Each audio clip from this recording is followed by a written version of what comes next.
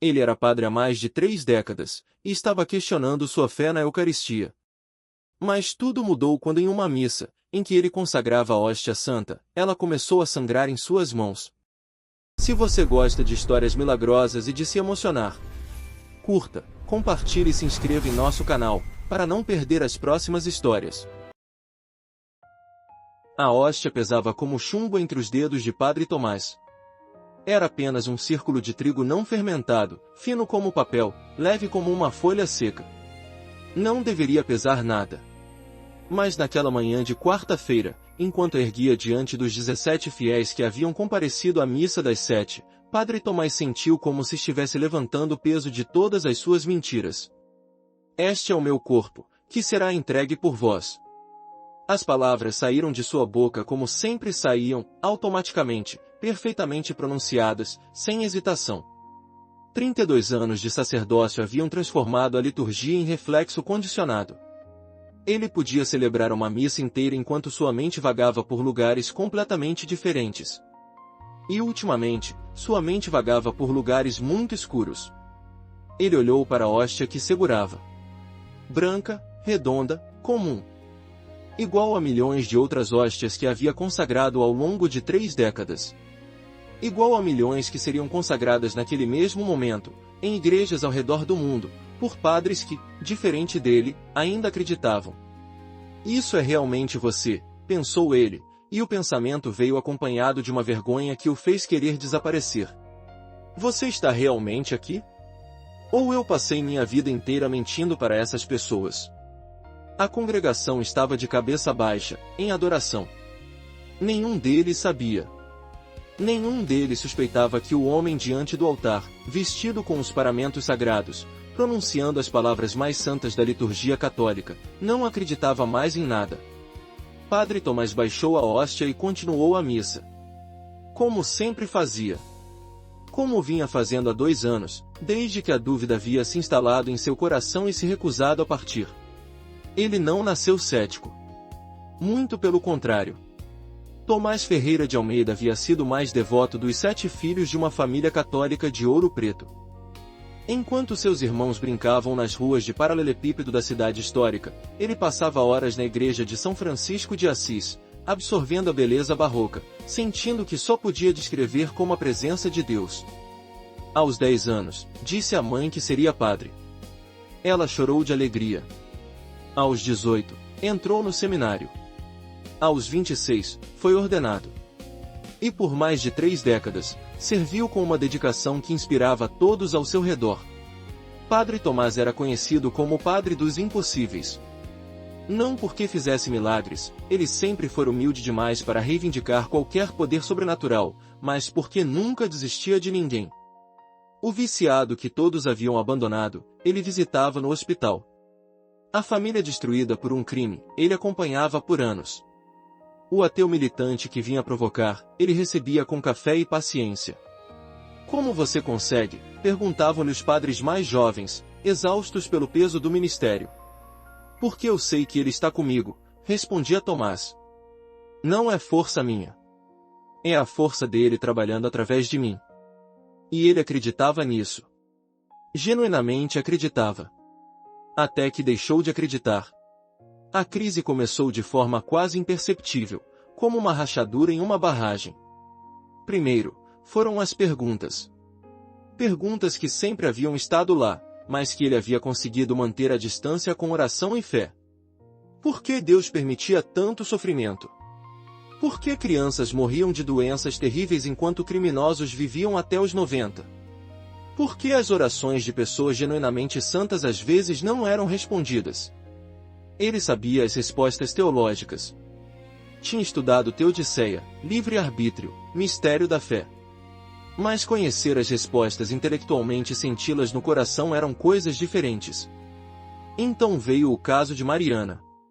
Mariana tinha 8 anos quando foi diagnosticada com leucemia. Era filha de uma das famílias mais devotas da paróquia, a mãe rezava o terço diariamente, o pai era ministro da Eucaristia, os avós haviam doado o terreno onde a igreja foi construída. Se havia alguém que merecia um milagre, era aquela família. Padre Tomás rezou por Mariana como nunca havia rezado por ninguém. Noites inteiras diante do Santíssimo, jejuns prolongados, promessas, súplicas. A paróquia inteira se mobilizou. Correntes de oração foram organizadas em 3 continentes. Mariana morreu em uma manhã de domingo, enquanto a missa estava sendo celebrada na igreja que seus avós haviam construído. Padre Tomás foi quem deu a notícia à família. Viu a fé dele se despedaçar diante de seus olhos.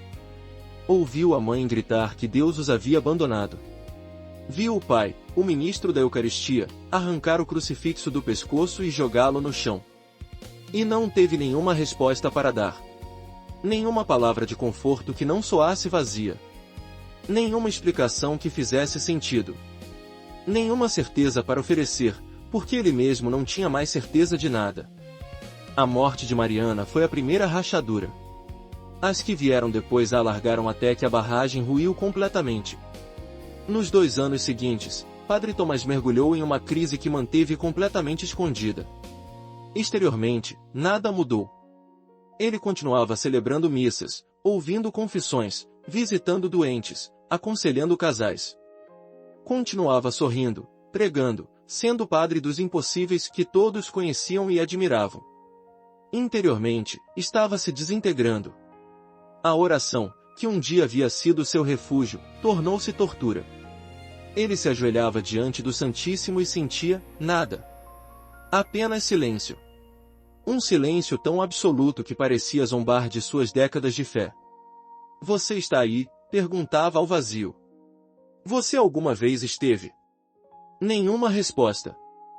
Ele começou a ler os críticos da religião, Nietzsche, Dawkins, Hitchens, buscando argumentos contra a fé que pudessem explicar o que estava sentindo. Encontrou-os abundantemente. A religião como ópio do povo. A fé como ilusão consoladora. Deus como projeção dos medos e desejos humanos. Cada argumento era uma pá de terra sobre o caixão de sua fé moribunda. A Eucaristia, que sempre havia sido o centro de sua vida espiritual, tornou-se especialmente difícil. Olhar para a hóstia consagrada e acreditar que ali estava o corpo de Cristo, realmente presente, substancialmente transformado. Como acreditar em algo tão absurdo, tão contrário a toda evidência dos sentidos, toda a lógica da razão? É só pão, começou a pensar durante as missas. É só pão, e eu estou dizendo a essas pessoas que é Deus. Estou mentindo para elas. Estou mentindo todos os dias. Mas ele não conseguia parar. Não conseguia se afastar. Porque o sacerdócio era tudo que ele conhecia, tudo que ele era. Sem a igreja, quem seria Tomás Ferreira de Almeida? Um homem de 58 anos sem profissão, sem família, sem propósito. Então ele continuou. Continuou celebrando. Continuou pregando. Continuou mentindo. E todas as noites, deitava-se em sua cama estreita no presbitério e desejava ter coragem de fazer uma de 2 coisas: abandonar tudo de uma vez, ou recuperar a fé que havia perdido. Não conseguia fazer nenhuma.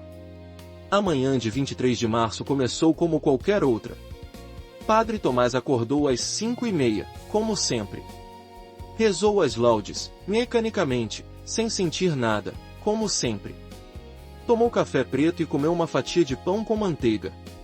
Vestiu-se para a missa das 7, que era sempre a menos frequentada do dia, apenas os devotos mais fiéis, os idosos que acordavam cedo, os poucos trabalhadores que queriam começar o dia com a Eucaristia.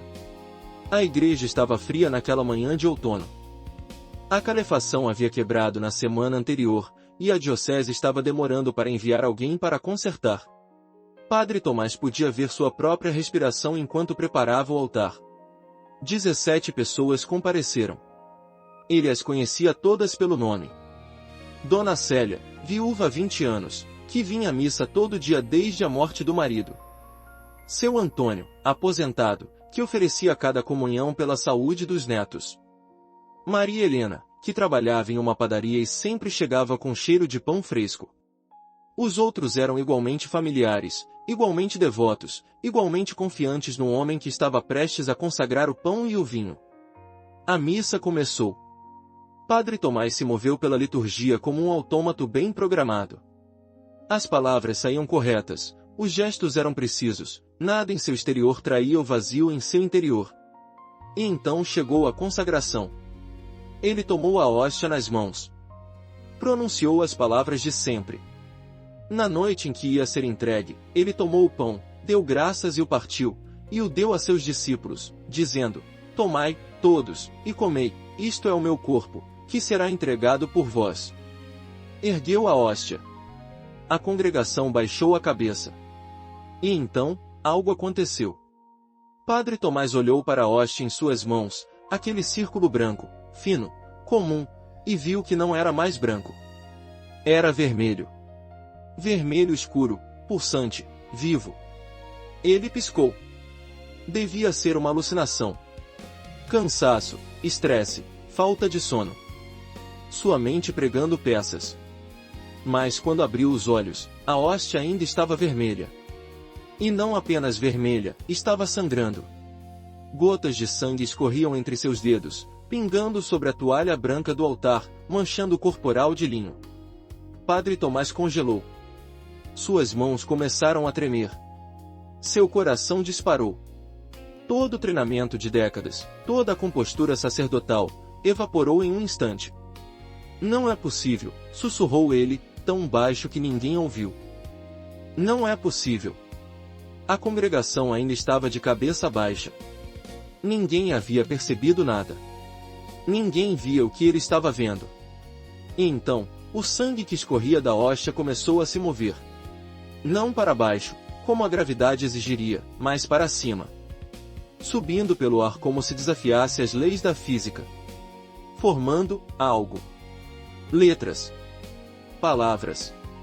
Palavras escritas em sangue, flutuando diante dos olhos de Padre Tomás. Você pediu prova. Aqui está. Padre Tomás deixou a hóstia cair. Não intencionalmente, suas mãos simplesmente perderam a força. A hóstia caiu sobre o altar, ainda sangrando, ainda impossível, enquanto ele recuava um passo, 2 passos, 3 passos. Padre? Era a Dona Célia, que havia erguido a cabeça ao ouvir o som. Seus olhos se arregalaram ao ver o estado dele, pálido como cera, tremendo, afastando-se do altar como se tivesse visto um fantasma. Padre, está tudo bem? Tomás não conseguia responder. Não conseguia tirar os olhos da hóstia que agora jazia sobre o corporal manchado de sangue. As palavras haviam desaparecido, mas a hóstia ainda estava vermelha. Ainda sangrava.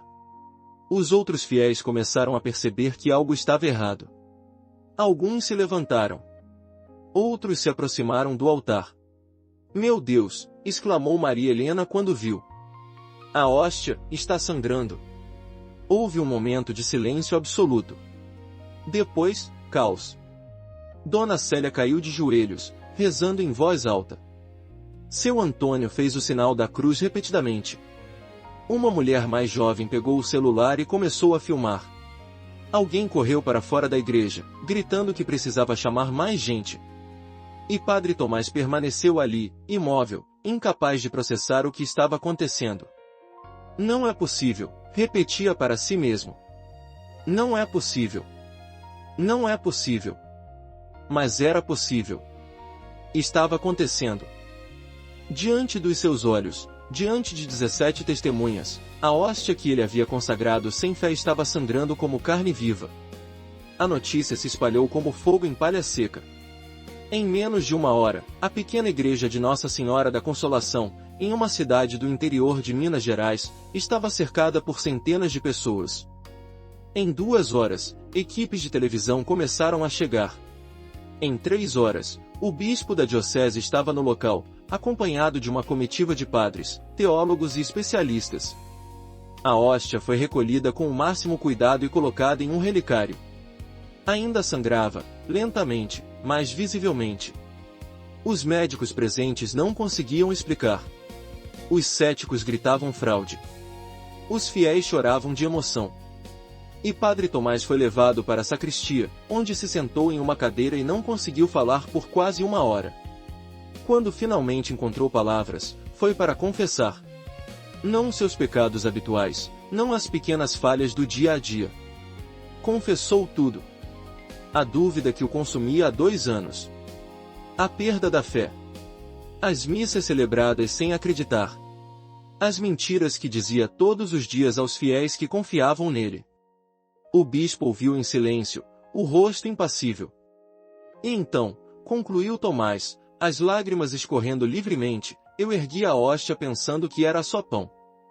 Pensando que eu estava mentindo mais uma vez. E ela sangrou. Sangrou nas minhas mãos. E havia palavras. Que palavras? Você pediu prova. Aqui está. O bispo ficou em silêncio por um longo momento. Ninguém mais viu as palavras. Não. Só eu.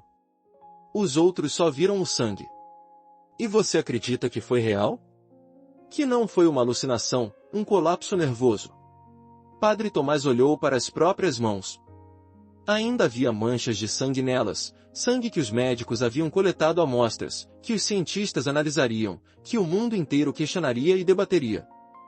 Eu não sei o que acredito, disse ele honestamente. Mas sei o que vi. E sei que não consigo explicar. As semanas seguintes foram um turbilhão. A hóstia foi enviada para Roma, onde especialistas do Vaticano a examinariam. Amostras de sangue foram analisadas em laboratórios de 3 países diferentes. A Igreja iniciou uma investigação formal sobre o suposto milagre, com a cautela e o ceticismo metódico que caracterizavam esses processos. Os primeiros resultados foram desconcertantes. O sangue era humano. Tipo AB positivo, o mesmo tipo encontrado em outras relíquias eucarísticas ao longo da história. As células eram de tecido cardíaco, não sangue comum, mas tecido do coração. E havia algo mais. Os glóbulos estavam vivos. Não deveriam estar, não depois de tanto tempo fora do corpo, mas estavam. Pulsando, vibrantes, impossíveis. Não há explicação natural para isso, declarou o médico-chefe do Laboratório Vaticano, um homem que havia começado o exame como cético e terminado ajoelhado em oração. Esse tecido está vivo de uma forma que a medicina não consegue explicar. A notícia vazou para a imprensa. O mundo enlouqueceu. Milhares de pessoas começaram a peregrinar para a pequena igreja em Minas Gerais. Filas se formavam ao redor do quarteirão, pessoas esperando horas para entrar no local onde o milagre havia acontecido. Curas eram relatadas, algumas investigadas e descartadas, outras que deixavam os médicos sem explicação. E no centro de tudo, Padre Tomás. O homem que havia duvidado. O homem que havia perdido a fé. O homem cuja crise havia, de alguma forma, provocado uma resposta direta do céu. Ele não sabia como processar isso. Durante 2 anos, havia vivido no silêncio de Deus. Havia clamado por uma prova, qualquer prova, de que não estava desperdiçando sua vida em uma mentira. E agora que a prova havia chegado, dramática, inegável, impossível de ignorar, ele não sabia o que fazer com ela. A fé não havia retornado instantaneamente. Não funcionava assim. Ele não havia acordado no dia seguinte ao milagre completamente curado de suas dúvidas, radiante de certeza renovada. A mente não muda tão rápido. Décadas de questionamento não se dissolvem em uma manhã. Mas algo havia mudado. Uma porta havia se aberto. Uma possibilidade que ele achava ter fechado para sempre. E aos poucos, hesitantemente, Padre Tomás começou a caminhar em direção a essa porta. 1 mês depois do milagre, ele teve outro encontro. Não durante uma missa desta vez. Não em público. Foi em uma noite em que ele estava sozinho na igreja, depois que todos haviam ido embora, tentando encontrar palavras para uma oração que ainda não sabia fazer.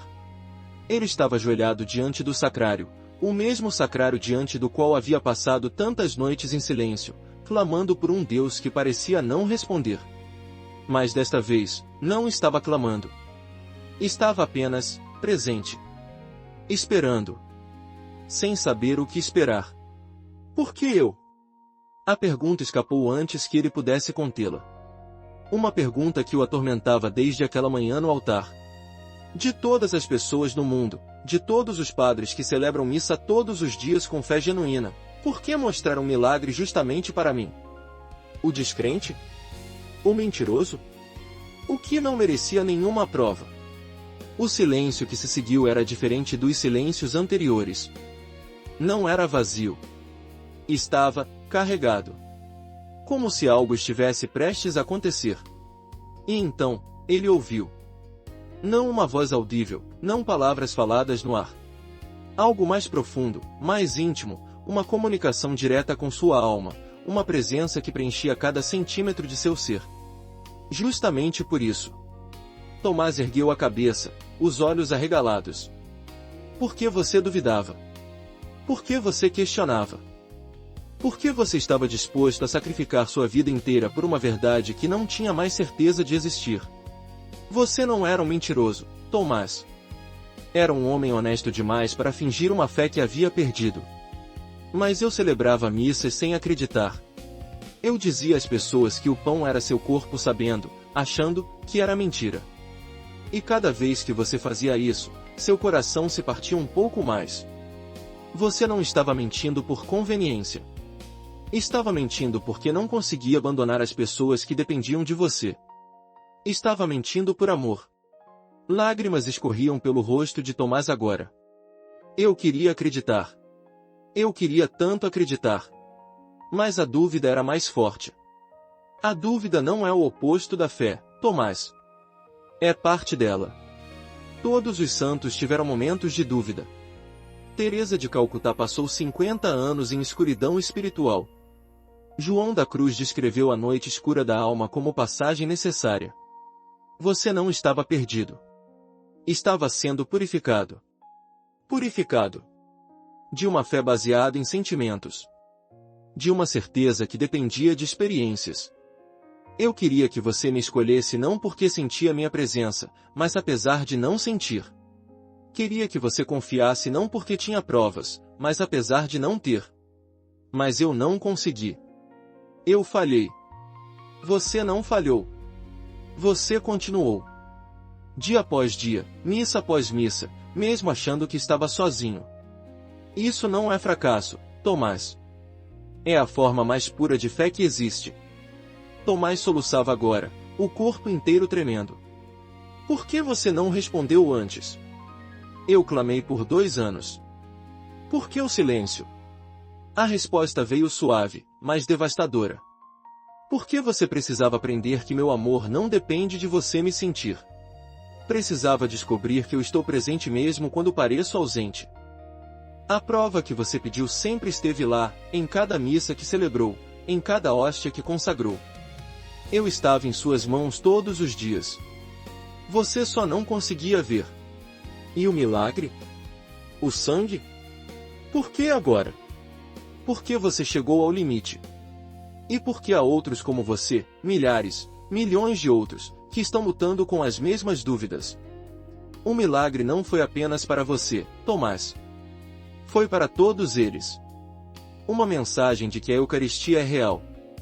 De que eu estou verdadeiramente presente. De que a fé não é ilusão. Tomás ficou em silêncio por um longo momento, absorvendo tudo. O que eu faço agora? Perguntou finalmente. O que você sempre fez? Celebra. Prega. Ama. Mas agora, com os olhos abertos. Com um coração que conhece tanto a escuridão quanto a luz. Com uma fé que foi testada no fogo e não se consumiu. E as dúvidas? Elas vão voltar. Provavelmente. Você é humano. Mas agora você sabe algo que não sabia antes. Mesmo nas dúvidas, eu estou lá. Mesmo no silêncio, eu ouço. Mesmo quando você não consegue me ver, eu nunca tiro os olhos de você. A presença começou a se dissipar, como a aurora se transformando em dia. Espera, disse Tomás. Eu preciso perguntar mais uma coisa. Pergunte. A menina. Mariana. A que morreu. Por que você não a salvou? O silêncio que se seguiu foi longo. Quando a resposta veio, estava carregada de algo que Tomás só podia descrever como tristeza. Eu a salvei, Tomás. Só não da forma que vocês esperavam. A morte não é o fim, é o começo. Mariana está comigo agora, em uma alegria que vocês não podem imaginar. O sofrimento dela acabou. A dor dos pais é real, e eu choro com eles. Mas a história não termina na sepultura. Nunca termina. Então há mais? Depois. Muito mais. Mais do que olhos viram, mais do que ouvidos ouviram, mais do que jamais passou pelo coração humano. E você vai ver, Tomás. Um dia, você vai ver tudo. Mas ainda não. Ainda há trabalho a fazer. A presença desapareceu. Tomás ficou ali, ajoelhado no chão frio da igreja, por quanto tempo não sabia. Quando finalmente se levantou, estava transformado. Não da noite para o dia. Não completamente. Mas a porta que havia se aberto estava agora escancarada, e pela primeira vez em anos, ele queria atravessá-la. Os meses seguintes foram de reconstrução. Padre Tomás passou por um período de retiro espiritual, acompanhado por um diretor experiente. Não escondeu nada, nem as dúvidas, nem o milagre, nem o encontro na igreja vazia.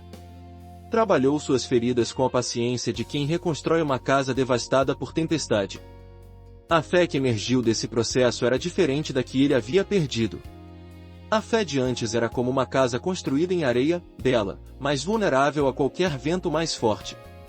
A fé de agora era construída sobre rocha, testada, provada, capaz de resistir a tempestades porque já havia sobrevivido a uma.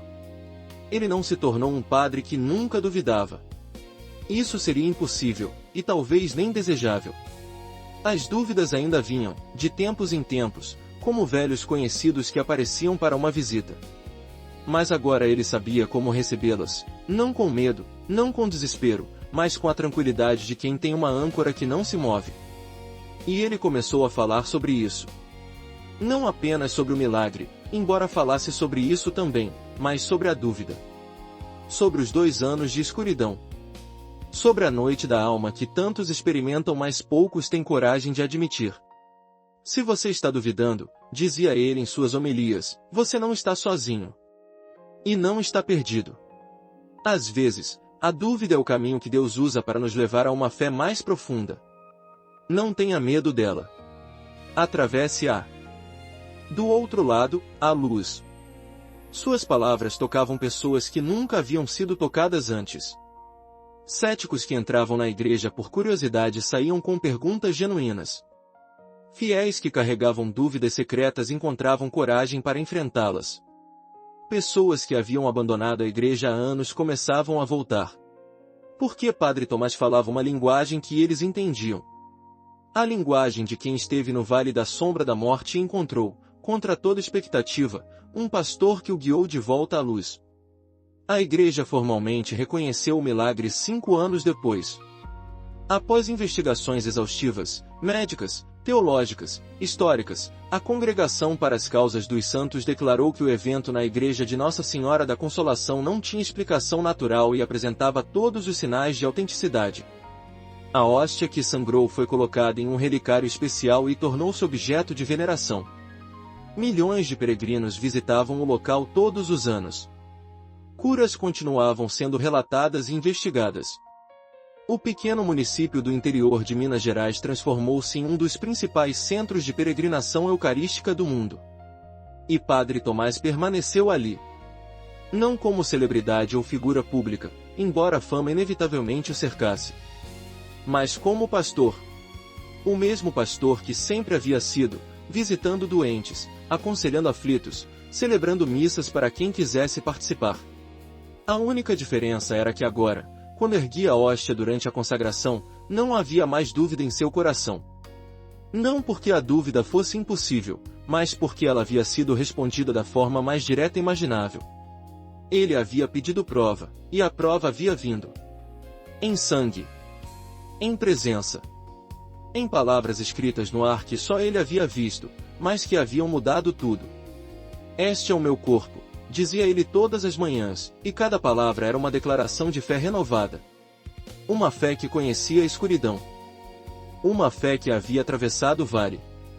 Uma fé que era mais forte por ter sido testada, mais profunda por ter sido questionada, mais verdadeira por ter duvidado. Padre Tomás morreu aos 84 anos, em um dia de primavera. Estava celebrando a mesma missa que celebrava todos os dias há mais de 6 décadas, quando sentiu uma dor no peito.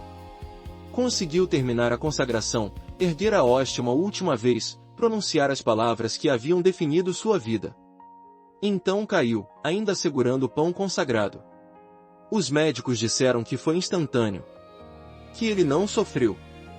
Que, se pudesse escolher uma forma de partir, provavelmente não teria escolhido outra. Seu funeral atraiu milhares de pessoas.